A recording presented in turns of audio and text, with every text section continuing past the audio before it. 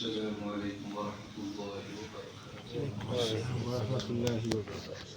الصلاة والسلام علیک یا رسول اللہ. السلام علیکم یا رسول اللہ صلی اللہ علیہ صلی وسلم. اللہ تعالی علیہ وسلم. Inshallah, this one thing about fasting.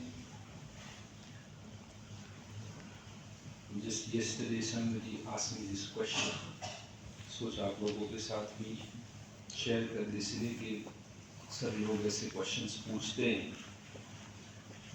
کہ اگر بندہ جنوبی ہو، یعنی عورت کے ساتھ اس نے جماع کیا ہو یا اسے احتلام وغیرہ ہو گیا ہو، ناپاکی کی حالت میں ہو، تو اس صورت میں کیا روزہ ہوتا ہے کہ نہیں ہوتا ہے؟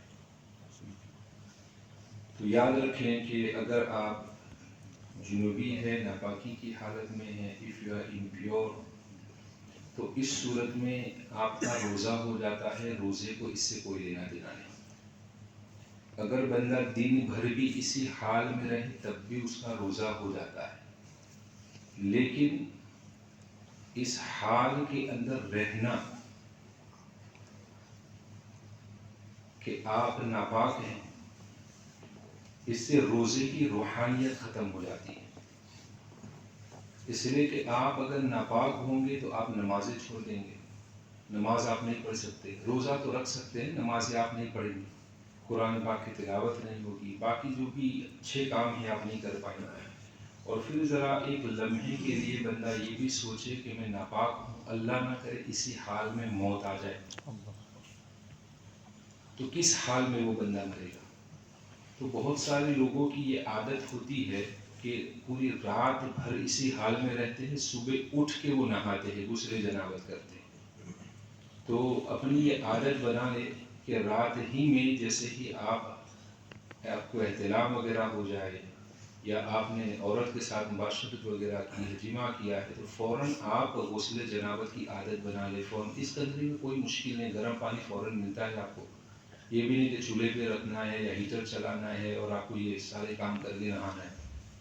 تو آپ کے پاس جب ساری فیسلٹیز اویلیبل ہیں تو یوز دیم، فوراً آپ غسل جنابت کر لیں کہ ایسا نہ ہو کہ صبح آنکھ ہی نہ کھلے اور بندہ اسی حال میں ناپاکی کی حالت میں دنیا سے چلا جائے.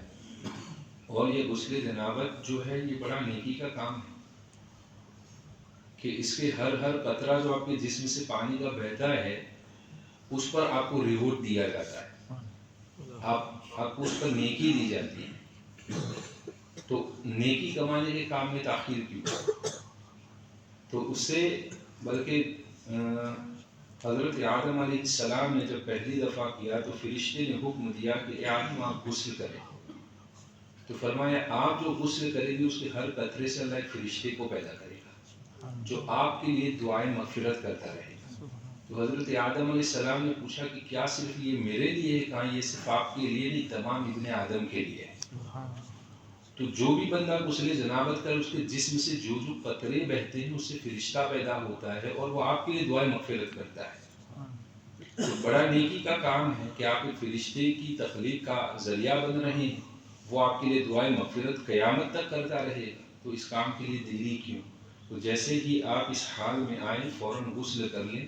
رہی بات روزے کی، تو روزے کو اس سے صرف یہ ایفیکٹ پڑے گا کہ روزے کی روحانیت ختم ہو جائے گی. اس لیے کہ باقی دن بھر آپ اچھے کام نہیں کر پائیں گے. نماز چھوڑنا یہ قطعاً حرام کام ہے، صریح حرام کام ہے، اور ایسا حرام کام آپ روزے کی حالت میں کریں گے بلکہ یہ کام ہو سکتا ہے آپ کو کفر تک لے جائے. حضور علیہ السلام کی حدیث پاک ہے کہ مومن اور کافر کے درمیان فرق ہی نماز ہے، اور جو بندہ جان بوجھ کر نماز چھوڑتا ہے وہ کافر ہے. اور ہمارے جو محدثین ہیں انہوں نے اس کی تشریح کی کہ بھائی کافر نہیں، کفر والا کام کرتے ہیں، اس لیے کہ کافر نماز نہیں پڑھتے. اگر آپ مسلمان ہو کے بھی نماز نہیں پڑھے تو آپ میں اور ان میں فرق کیا ہے؟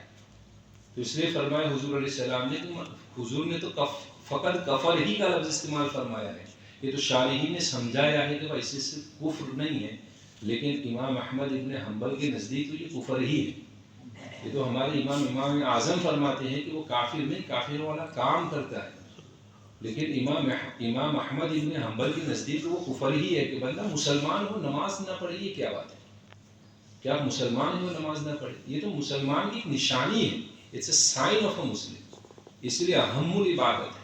تو نماز میں تاخیر بھی نہیں ہونی چاہیے اور سستی بھی نہیں ہونی چاہیے. اللہ تعالی ہم سب کو چستی کے ساتھ نماز ادا کرنے کی توفیق دے, وقت پر نمازیں ادا کریں اور روزے کی روحانیت کو باقی رکھنے کے جو بھی کام ہیں وہ سارے کرتے رہیں تاکہ روزے کی روحانیت باقی رہے, تاکہ آپ کو 100% جو ہے اس کا ریوارڈ اللہ تعالیٰ کی بارگاہ سے حاصل ہو.